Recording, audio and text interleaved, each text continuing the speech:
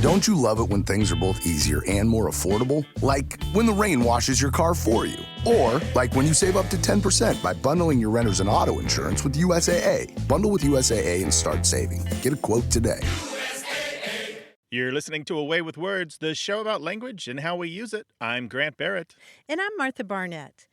In English, if we're talking about something that's not going to happen, we might say it's going to happen when hell freezes over or when pigs fly.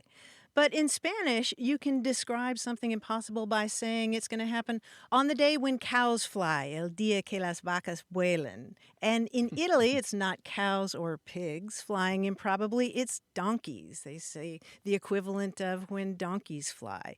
And it turns out that there's a fancy name for this rhetorical device. It's called an adynaton. That's adynaton, adynaton. It comes from the Greek word that means impossible. And adynatons go all the way back to antiquity, and you'll find them in lots and lots of languages around the world today. Like in the Malay language, for example, they'll say that's going to happen when cats grow horns. Cats get up to all kinds of trouble. I wouldn't put it past them. Well, Grant, here's one of my favorites. It's from Bulgarian. It translates as, oh yeah, that'll happen when the pig in yellow slippers climbs the pear tree. Not just any pig. Not just any slippers. The pig in yellow slippers. The pig in yellow slippers. That's fantastic. So all around the world, I guess you'll share a bunch of these later. How did you know? Yeah. My favorite, of course, is the French, which I have an affinity for, when chickens have teeth. Well, don't wait until chickens have teeth to give us a call, 877-929-9673. Email us, words@waywardradio.org, or talk to us on Twitter at WAYWORD. Hi there, you have a way with words. Well, hello there. Well, hello. This is Kamala. I'm calling from Anchorage, Alaska, and I am so happy to be talking to you guys. Hi, Kamala. I'm a nurse, and I've been a nurse for, well, we'll just say a long time. We won't say how long. But I have been taking care of elder patients for quite some time. I'm now in public health, but I took care of patients who had open heart surgery, pre and post surgery. And a lot of my patients would come back to me after their surgery, and we'd be so excited that they came through great and they were feeling great and looking great. And, I would go in and inevitably ask them on one morning, how are you feeling today? Or, how's it going today? And a lot of them would say, well, I haven't grown gills yet, which I always thought was really funny. And, I thought it was cute. But a couple of months ago, a friend of mine who lives in L.A. Was telling me about her elder neighbor who had gotten his COVID-19 vaccine. And he got really, really sick after the first vaccine, which, it happens to quite a few people. And he's an elder, so he was kind of down for a few days. And so when he went to get a second dose, she said, well, how are you feeling? And he said, well, I haven't grown gills yet. And so I thought, that's got to be something. Where does that come from? A thing? Yeah. Right. What is that? Where is it from? Oh, I love that. The one that I've been hearing when you ask people, how have you had any side effects from the COVID vaccine? Well, they were saying, when do I get my mutant powers, or when do I get my superpowers? So I'm wondering if it's a generational thing. The young generation want to become X-Men or superheroes, and the older generation just is worried that they're going to become a freak or a body snatcher or something. That's something out of an old black and white movie, Right.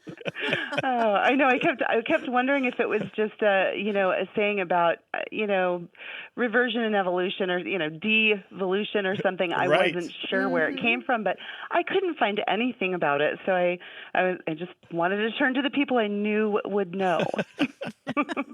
Yeah, I've seen that come up. I don't know if it's a thing, but I do love that. I love the humor around serious situations. I like how we can take a serious situation and put a little humor into it to put ourselves and the people around us at ease. That's a real nice thing that we do for other people, isn't it? You probably see that a lot in your job as a nurse. Yes. I mean, a lot of people think that gallows humor is, about. I mean, it's about dealing with really dark things in a way that we can process and handle for the moment, and it does have after effects. But yes, with patients, I want to be light, and I want to make sure I'm there for them and not. Making sure that they're not taking anything too seriously or too darkly. And I love it when patients make me laugh, because that is, it makes my day. But the whole gills thing was very funny. Yeah, that's just one of the great things about nursing and patients. I wouldn't mind gills, though. Right. Yeah, I'd love to swim with the dolphins for hours. Yeah, if I could go underwater without panicking, that would be lovely. Love that. That would be great. I could spend hours underwater. Yes. Kamala, well, we appreciate you and your profession. We have a short list that we keep of people who we appreciate. They include knitters, librarians, educators. Who else is on that list, Martha? Well, and knitters includes crocheters and people who sew, course. and of course, hikers. I think hikers are hikers on the are on list. there, and that's a long. There are many other people, lots of nurses. subcategories, and nurses are on there for Away sure. with Words listeners. Yeah, It's Away with a Words big, listeners. It's a big group. Nurses, medical professionals are on there for sure. So we appreciate Great. you and the work that you do. Thank you, Kamala, and good luck to you. Be well. Thank you so much. Bye. Bye-bye. Bye, Kamala. Thanks. Well, I haven't grown gills yet. Oh, what do you say when somebody asks you how you're feeling? What's the jocular response? What's the joke that you tell? Let us know.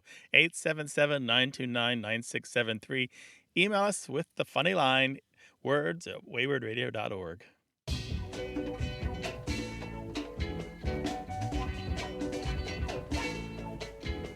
Been looking at adynatan's around the world, those phrases that describe impossible events, and a couple of them involve animals and their tails. In German, if you want to say that something is never going to happen, you might say the equivalent of, it's going to happen when the hounds start barking with their tail.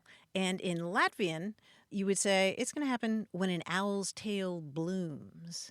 I'm trying to picture what that would look like. What country is it where that will happen when a camel's tail reaches the ground? Oh, I have never heard that one. Yeah, I've heard that one, but I don't know which country it is. It must be one of the camel-rich countries, I though, was right? gonna say. Share your Adinatans with us, 877-929-9673, or send it to us in email. The address is words@waywardradio.org. Hello, you have a way with words. Hello, this is Alyssa from Dallas, Texas. Hi, Alyssa. How you doing? Hey, Alyssa. I started a new job about 6 months ago. I'm a management consultant, and I'm a bit of a change agent in my role. And so I've been speaking to several of our partners about things that we can optimize, things that we need to do differently, putting some new processes in place. And in several isolated one-on-one conversations with these partners, so not with them together, I keep hearing this phrase with regards to change, which is, we need to make sure people don't feel like you're moving their cheese, or be sure not to move that person's cheese, or something regarding change and moving cheese. And the first time I heard it, I sort of thought that made sense. And the more I've thought about it, the more I've sort of struggled to understand the meaning. And so I thought I would give you a call to help me with this business jargon mystery. This makes a lot of sense because this goes back to a book that is what we call a motivational fable or a business fable. Have you heard of this book, Who Moved My Cheese? No, I haven't. Well, it's a very quick read. It's a very, very short book, but I think you're going to find this really helpful because this book was published in 1998 by a physician named Spencer Johnson. And this book, Who Moved My Cheese, landed on the New York Times bestseller list for almost 5 years. You couldn't go to an airport without seeing it being sold. It was sold tens of millions of copies. And this fable is about two mice and two little bitty humans who are in a maze. And the mice are named Sniff and Scurry because that's what they do. And the humans are named Hem and Haw because one of them is thoughtful and the other one is stubborn. And in this story, they come across some cheese, and for a while, everybody's happy. The mice are happy and the people are happy. But then change occurs. And the cheese dwindles and disappears, and one of the humans yells the title of the book, Who Moved My Cheese? And so the rest of the story is about how they adapt to change or fail to. Do they keep going? Do they reason things out? And the book contains a lot of morals to the story, like adapt to change quickly, because the quicker you let go of old cheese, the sooner you can enjoy new cheese. And this is a book that managers picked up and used with their coworkers. Some people have criticized it for being something that management just trots out to justify things that everybody doesn't like downsizing or cost-cutting measures. But it goes back to this playful little book about change and cheese. Well, that would make a lot of sense. And that was probably just a tad bit before I entered the workforce. So that would make sense as to why it's going over my head. And I wonder if they're saying, don't move my cheese as a sequel to Who Moved My Cheese. Yeah, they may be attached to their cheese, yes. Okay. Well, gosh, mystery solved. Thank you so much. I will have to read up on that and start using the vernacular accordingly. I bet there's a ton of vernacular in the change management business.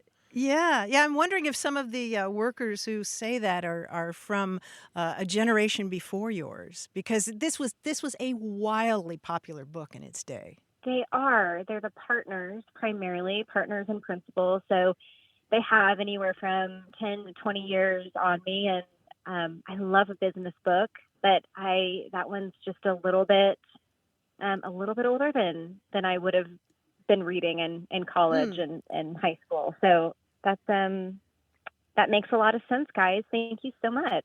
Thanks, Alyssa. Take care. Good luck. Okay, bye-bye. Bye-bye.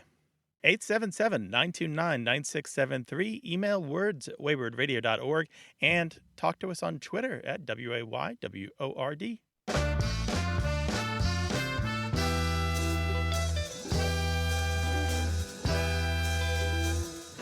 Grant, quick, how do you make the number 1 disappear? Eraser. Whiteout. How about you add a G to the beginning? Gone. Aha! That's good. That's probably something I should have learned when I was 5, right? Here's some more numbers, 877-929-9673.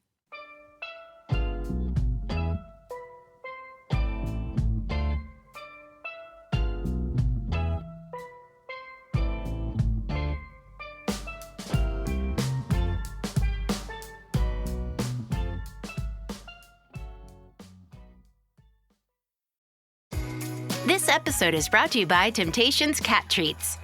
Your cat will come running for the perfectly irresistible Temptations Creamy Puree and Temptations Lickable Spoon Cat Treats. The best time to feed lickable cat treats to your cat is anytime. Feed by hand for a playful moment, in a bowl for a creamy treat, or as a topper to make mealtime fun.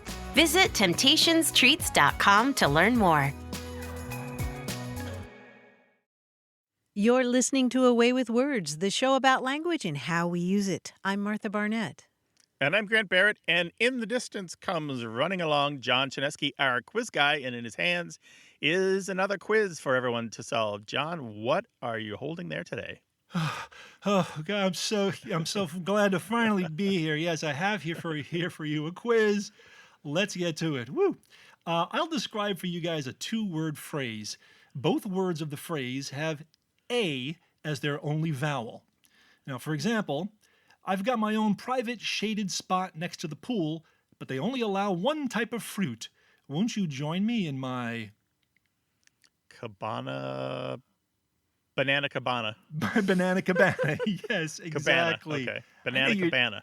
Banana cabana. I knew you'd get that one, yes. So once again, all of these are 2-word phrases. The only vowel is A. And I have to tell you, each one has at least 3 A's, okay? Each word. Wow. Yeah. Okay. Here we go. I wonder if Mani Gandhi's daughter Ella Gandhi and her brother Arun Gandhi ever called their most famous relative this. Grandfather Mahatma. Mahatma you got. Let's see if you can find a word with 3 A's in it that means this, the same as the word, yeah.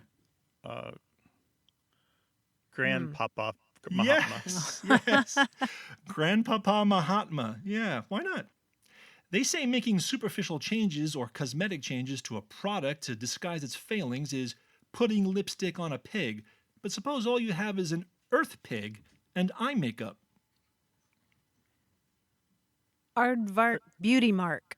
No, wait, that's only 2 A's and close. 3 words. Sorry. The first part. Eye makeup. Mascara. Aardvark mascara. There you Yes, go. Aardvark mascara. Very nice. Nice Teamwork. teamwork. There you go. Double A again, too. Yeah. Speaking of mascara, when puzzle people see the word mascara, we do a little wordplay and we think of it like this. Do you now? Yeah. Mascara anagram? Something? Close. Anagram. We think of what instrument? Maracas anagram. Yes, maracas anagram. Nicely done, Martha. Very good. I wonder if this southernmost Central American country has a fleet of ships to defend its famous canal. What would that be? Panama. The fleet of ships. Armada. Armada. Yeah. Yes, again, teamwork works. Panama Armada. Now, Panama has a Servicios Nacional Aeronaval. Doesn't have anything resembling an armada. Many people know how sled dogs carried diphtheria serum from Nanana to Nome in 1925. Did you know they traveled together in a long line of sleds? It was the most famous Alaska caravan. Yes, Alaskan caravan. As my friend Fonzie would say, you guys, you did really well on that A's puzzle. Good job. Thanks, John, for the quizzes. We appreciate it, and we'll see you next week. Give our best to the family. You too. Talk to you then. All right, take care. And you can goof around on the air with us as well. Just give us a call, 877-929-9673, or send your stories and questions about language to words@waywardradio.org. Hello, you have a way with words. Hi, my name is Justin from Dallas. Hey, Justin, welcome. What's up? Well, thanks for having me. So my question today has to do with the translation of names between English and Spanish. I mean, a lot of them are really straightforward, but there are a few that really confuse me, and I wonder the roots, of the translation. The main one is my first name, William, which is translated to Guillermo. I have asked many people, scholars in Spain and in Central America, and no one's ever been able to give me a real explanation for why William becomes Guillermo. And, there are a few other names as well that kind of confuse me, but, Lola being Dolores, but, for example, Santiago being St. James or just James, why James and not another saint? But I was just wondering what you guys knew about this.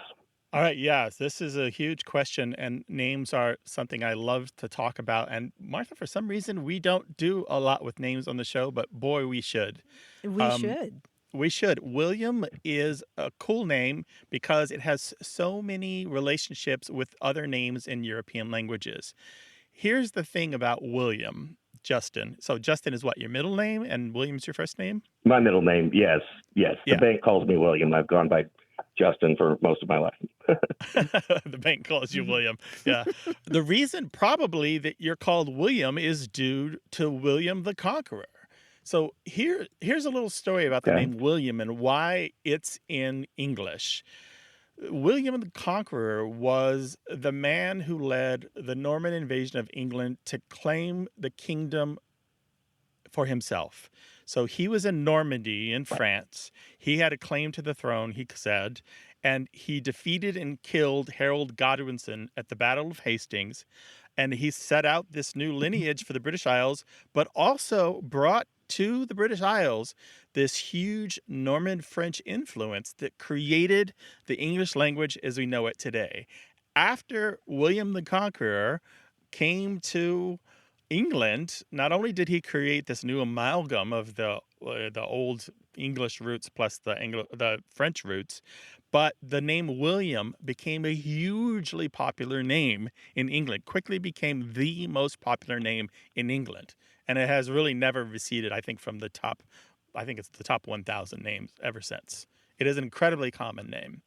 And so forms of this name William, not because of him, exist in other languages. But it goes back further than that. All of the forms of William in all of the European language that it exists in, and it's in many of them, descend from a German name, Wilhelm. And Wilhelm means, well, it comes from two words. One, will, W-I-L, meaning will, as in the desire or intent.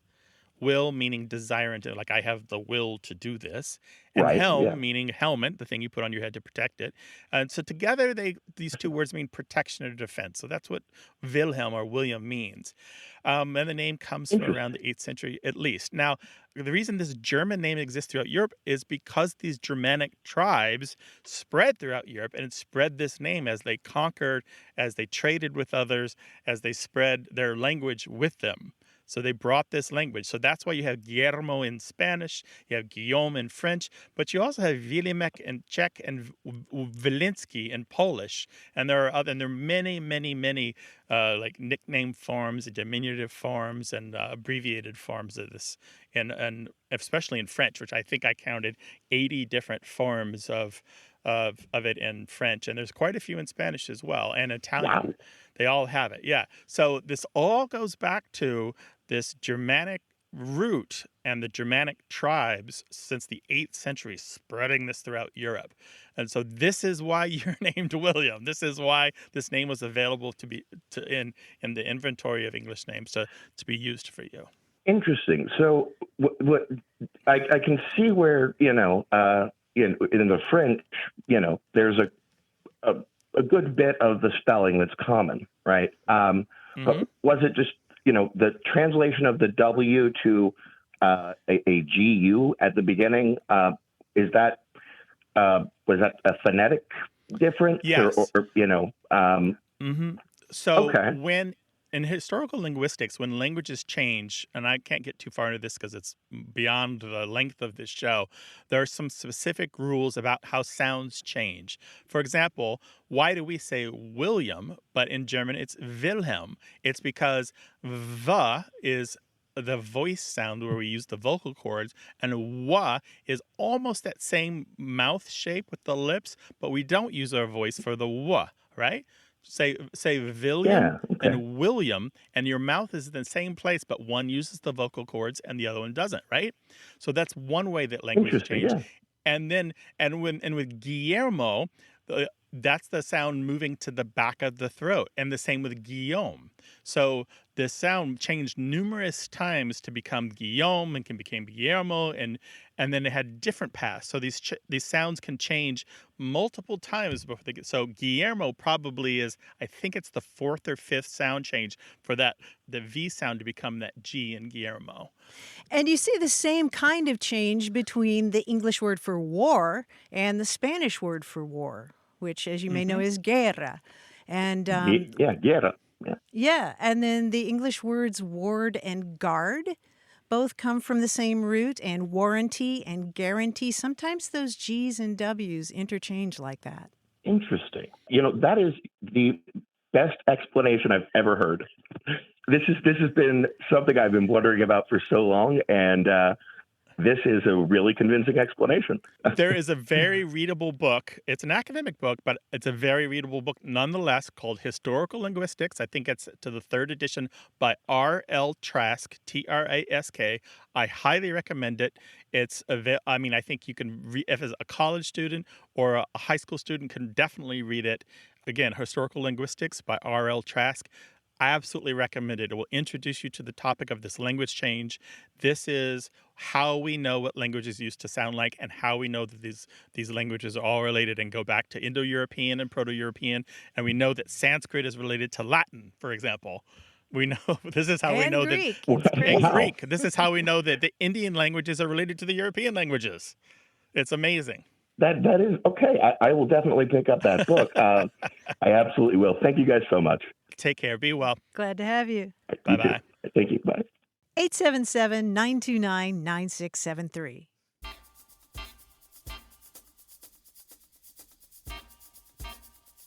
You know, getting back to our conversation about expressions that describe an impossible event, like when hell freezes over, there's actually a great example of this in a poem by W.H. Auden. The poem As I Walked Out One Evening has this little passage in it that goes, I'll love you, dear, I'll love you till China and Africa meet, and the river jumps over the mountain, and the salmon sing in the street.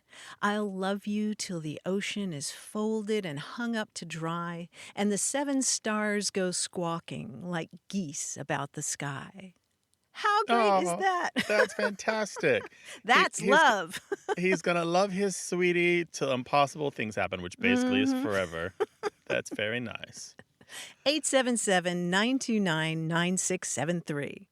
Hello, you have a way with words. Oh, hi. This is Sue from Santee.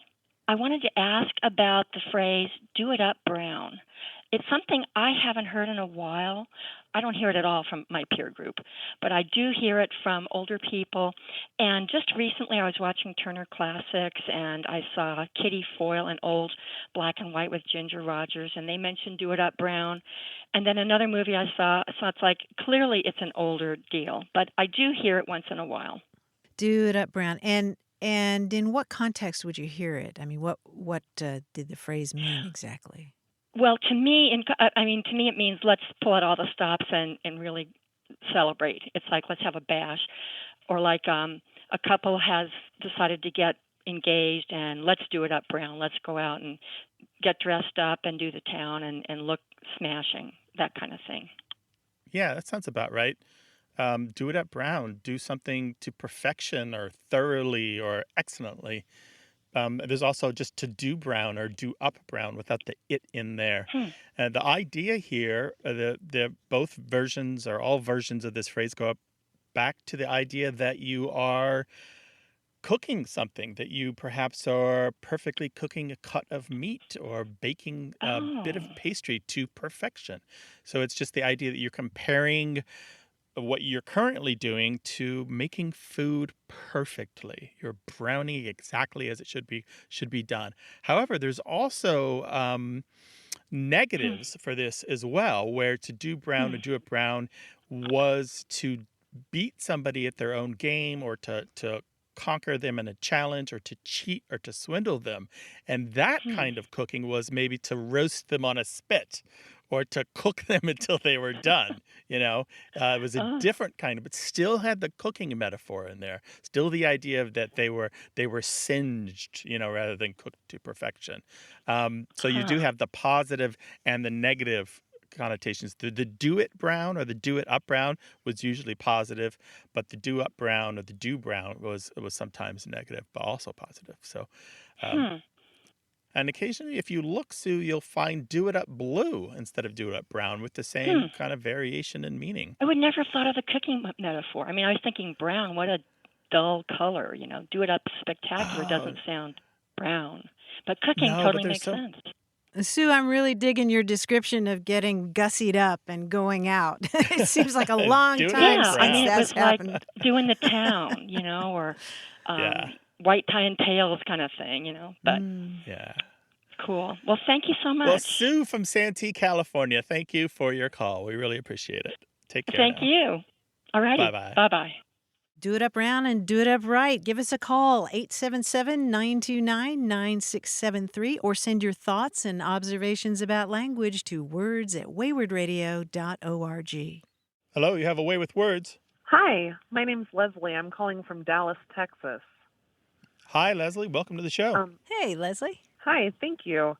I was calling because we've all heard that expression, a person is salt of the earth. And it's a decidedly good thing.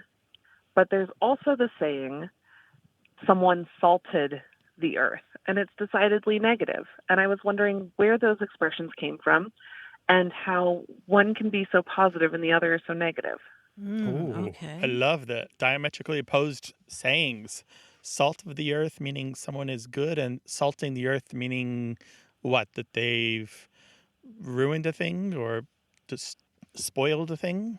That was how I had heard it. It was like they sabotaged it for the next person. So, not knowing any of the context, I imagined it was a farming thing. Like they had to move, they had to leave their farm, so they put salt in the earth to foil the next person's attempts at growing something. But that's my guess, because obviously I don't know. Well, that's a very good guess. There are stories from the past, even in the Bible. There's a story about Abimelech, the judge of the Israelites, who sowed his own town with salt. After he quelled a revolt against him. But this might have been just a ritual. We really don't know if in the past people literally took salt and poured it on land that they had conquered. But you're right, that would be a very negative thing. It might have been just kind of a ritualistic thing that a victor might do, just throwing some salt, and somehow that was supposed to magically make the ground unusable. Although it kind of doesn't make sense. If you're the victor and you want to keep that land, why would you ruin it? But you're right also that salt of the earth is something that's very, very positive. In fact, that goes back to the Bible too, in the Sermon on the Mount, where Jesus says, "You're the salt of the earth. But if the salt has lost its flavor, with what will it be salted?" That is, you're really good, you're really pure, and stay that way. Don't get diluted by the influences of the world.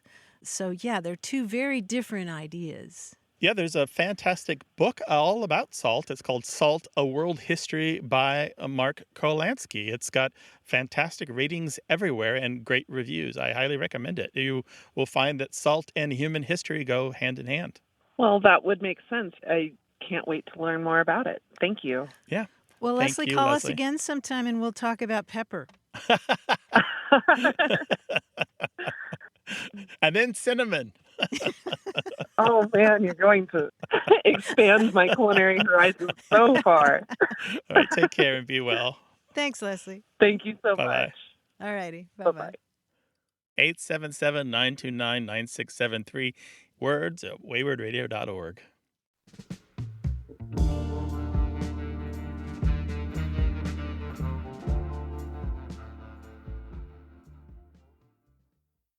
This episode is brought to you by the Toyota Grand Highlander. From daily routines to life-changing adventures, the Toyota Grand Highlander is spacious, powerful, and ready to take on life's grand challenges. Advanced safety features and innovative technology give you confidence for whatever life throws at you. And it's available in a hybrid Nightshade Special Edition, which includes sophisticated gloss black exterior accents and 20-inch black alloy wheels. Learn more at toyota.com/Grand Highlander. Toyota, let's go places.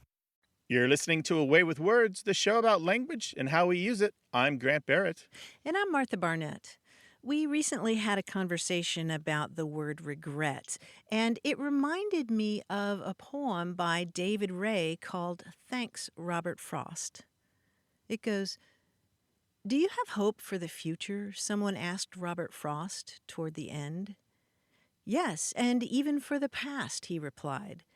"That it will turn out to have been all right for what it was, something we can accept, mistakes made by the selves we had to be, not able to be perhaps what we wished, or what looking back half the time it seems we could so easily have been, or ought. The future, yes, and even for the past, that it will become something we can bear.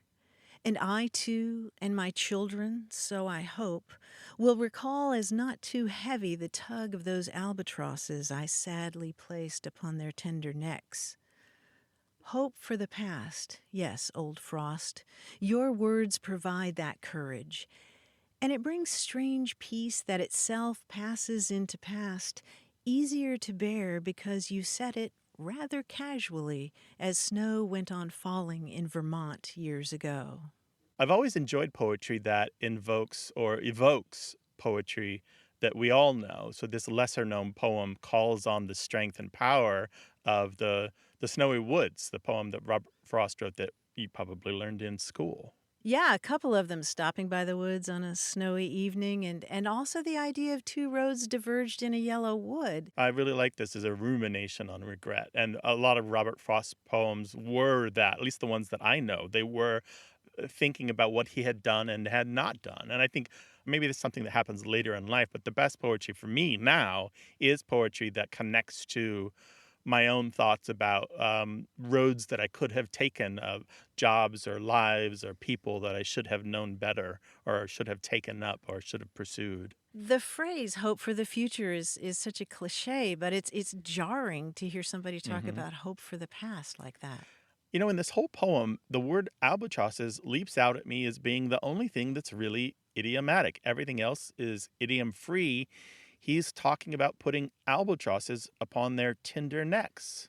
Right, and of course that's a reference to another poem, come to think of it, The Rime of the Ancient Mariner. Yeah, so that's why it leaps out at you and you're like, wait a second, why is the word albatrosses in here? And yet there we are. It's another poem. Thank you, David Ray, for your permission to use the poem Thanks, Robert Frost.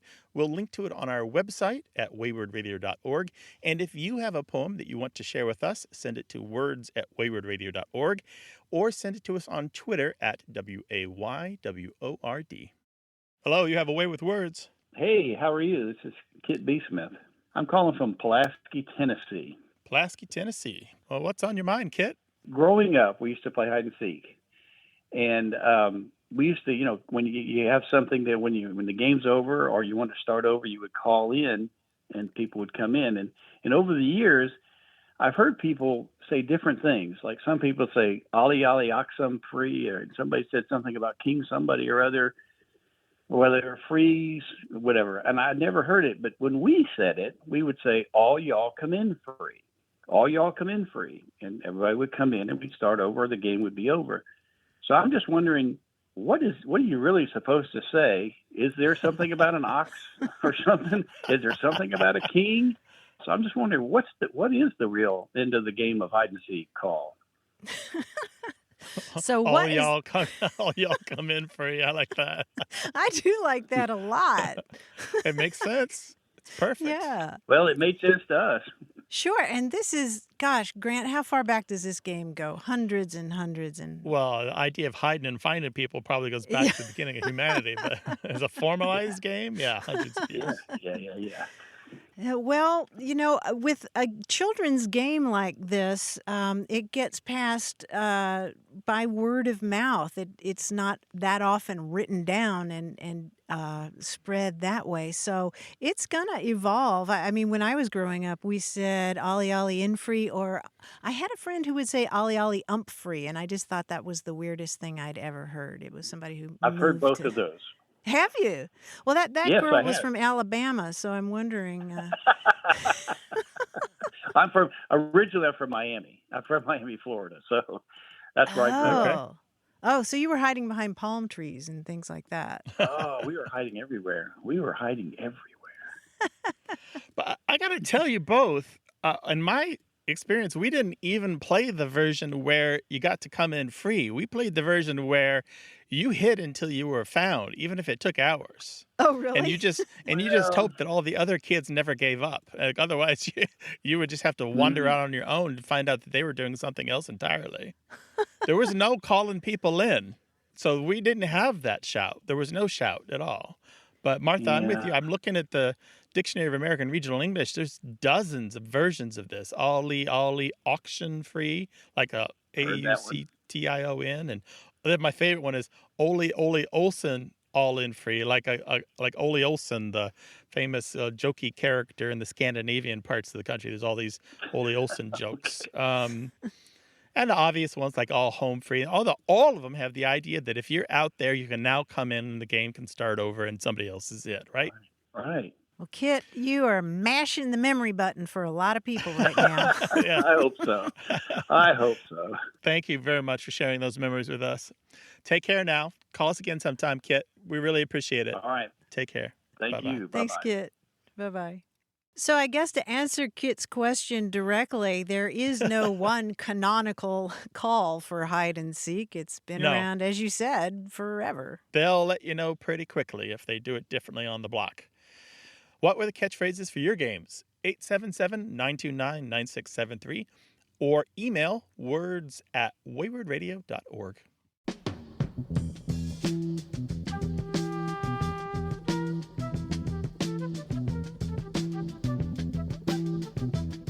Earlier, we were talking about adynatan's. Those are joking allusions to an impossible event, like when pigs fly or when hell freezes over. And adynaton is a weird word. It's spelled Adynaton, and it comes from the Greek word for impossible. And if you break that word down, then you can see that the first A means not, and then the dynaton is related to words like dynamic. It has to do with power. But here's another great one. Another great adynaton is from Hungarian. You say, yeah, that'll happen when it's snowing red. Oh, that's a good one. But you know what my favorite one is the Russian. It's something like when a crayfish whistles on top of a mountain. And another one of my favorites is when grapes grow on willows, which I think is Croatian or Serbian. When grapes grow on willows. That's really good. You know, you go all the way back to the Roman poets, and Virgil has something about when golden apples grow on oak trees, which is sort of doubly nice. improbable. I like Right. that idea of improbable fruit. Share your adynatan's with us, the impossible thing that will happen. 877-929-9673 or Twitter @WAYWORD. Hello, you have a way with words. Hi, this is Tabitha from Palmer, Alaska. Hello, Tabitha. Welcome to the show. Okay, well, my mom had a word she used when I was growing up, and I used the same word on my kids. And I thought everyone knew this word, but as an adult, when I used this word, I found out no one seemed to know what it meant. And that was the word wool as a verb, as in when the kid tried to be sitting on your lap and squirming and just wearing you out with it, you would say, "Stop wooling me."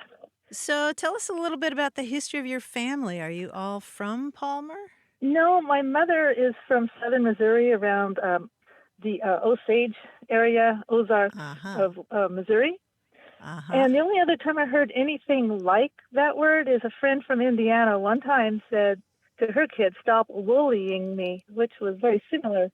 But other than that, I've never heard anyone use it, and everybody I've asked says, "I don't know what this means." And my mom has passed away, so I can't ask her. So I'm hoping maybe I could find a little family history here. Just to be clear, you're saying WOOLING, right, Tabitha? Yeah, that's how I interpret it anyway. Okay. Stop wooling me. Yeah, it sounds like WOOL. So the verb would be to wool someone, WOOL. Yes.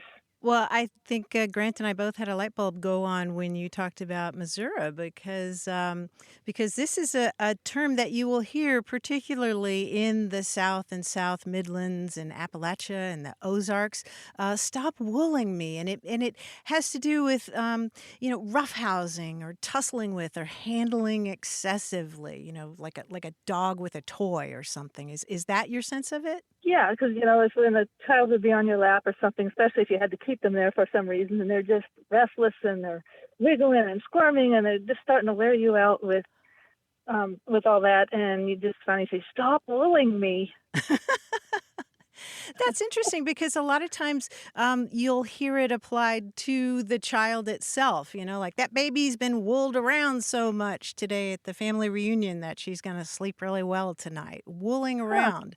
The etymology is a little bit murky. Some people have suggested that maybe it comes from processing wool, like picking at wool to get the little debris out. But it may well come from the idea of fleecing. When you fleece somebody, you remove something valuable, like taking wool off a sheep, and the idea sort of transferred from fleecing to stealing to tricking to just being annoying in some kind of way. Oh, I see. Yeah, annoying you with rolling around on your lap. Yeah, because my mom would say it. She did sound annoyed. She did, yeah. And this has got a century and a half of history or more, Martha? At least in print, probably older than that still. Yes, yes. And it's particularly Wow. associated with areas of Scots-Irish settlement. Okay. Yeah, my mom, well, there was some Irish in the family. So that's one of your linguistic heirlooms that nobody up there in Palmer understands but you, it sounds like. I like that linguistic heirloom. Yeah. Tabitha, thank you so much for your call. We really appreciate it. And good luck with all those woolen kids. Thank you. Bye. Great. Take Take care. care. Call us with your linguistic heirlooms, 877-929-9673. Hello, you have a way with words. Hi, this is Anna from Excelsior, Minnesota. Hi, Anna. Welcome to the show. Hey, Anna. Well, I'm here with my daughter Quinn, and she has a question for you. I'll put her on yes, right please. now. Okay. Hi. Hi, Quinn. Hi. What's up? My question is, why does a Q always end with a U? So I guess with a name like Quinn, that makes that always comes up, right? You always wonder, why is there a U after your Q? Yeah. Any guesses? Well, not really. It just, I don't know. Well, first of all, tell us how old you are, Quinn. I am 5 3/4. 5 3/4. Oh, okay. So you're almost 6 years old. Mm-hmm. Oh, that's wonderful. Well, that's very interesting that you asked that question because Q is a very special letter. And you're right. Q has a best friend, and that best friend is the letter U. So you see Q and U together to make that qu sound in your name, Quinn, Quinn. That's how you spell your name, right? Yes. And you also see it in words like quiet and quick, which both start with QU.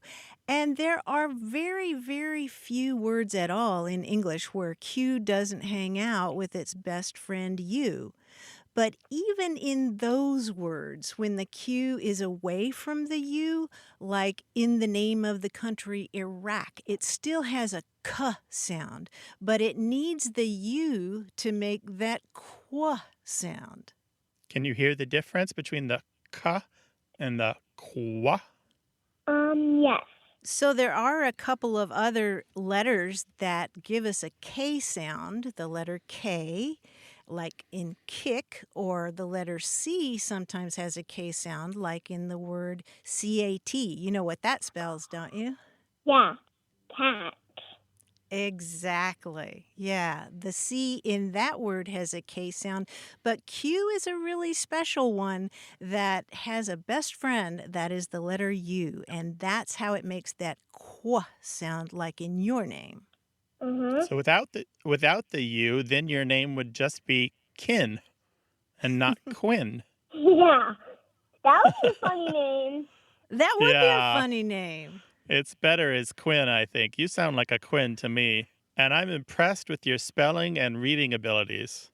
Thank you. Can we talk to your mama? This is Anna. Anna, she's fantastic. She sounds like a bright young thing. Well, thank you. Yeah, and she's asking a question that actually has all kinds of historical linguistics behind it. So maybe she can call us again in another 10 years and we'll have a deeper conversation about it. Well, that sounds good. We will do that. You two be well, all right? Thank you. You too. Oh, she was adorable, Martha, wasn't she? Oh, she sure was. And she I- asked a wonderful question. She did. We've given the explain it like I'm 5 answer. So Mhm. explain it like I'm 25 answer is a little deeper than that, isn't it? Yeah, it's a little more sophisticated. You know, back in Old English, in Anglo-Saxon, there wasn't a Q in the alphabet. That's right. You would spell the word quick, CWIC, quick. And again, it was the French invasion, the Norman invasion, that gave us the Q and the U for a K sound.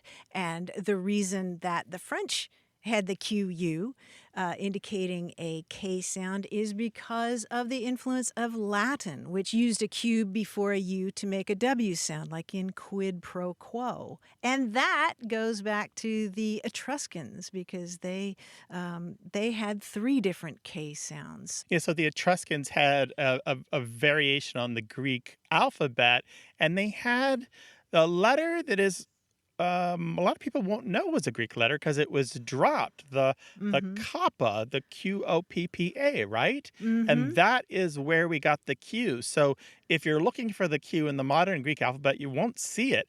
But if you can get a hold of that Etruscan alphabet, you will see something that looks very much like a Q with a straight up and down tail rather than the tail on the side. And there are a couple of really wonderful books that we can recommend about the alphabet. One of them is called Letter Perfect by David Sachs. And then there's the book by Michael Rosen called Alphabetical, How Every Letter Tells a Story. And both of these are wonderful books that actually tell stories about every single letter of the alphabet. And it's great reading. Well, we'd love to hear about your miracles of language. What's the thing that you learned about language that you'd like to share with us and the world? 877-929-9673. And we do love talking to kids, whether they're 5 3/4 or 105 3/4. Send an email to words@waywardradio.org or talk to us on that newfangled phone thingy on Twitter at WAYWORD. Thanks to senior producer Stephanie Levine, editor Tim Felton, and production assistant Rachel Elizabeth Weisler. You can send us messages, subscribe to the podcast and newsletter, and catch up on hundreds of past episodes at waywardradio.org. Our toll-free line is always open in the U.S. and Canada, 877-929-9673, or email us words@waywardradio.org. A Way with Words is an independent production of Wayward, Inc., a nonprofit supported by listeners and organizations who are changing the way the world talks about language. Many thanks to Wayward board member and our friend Bruce Rogo for his help and expertise. Thanks for listening. I'm Grant Barrett. And I'm Martha Barnett. Until next time, goodbye. Bye-bye.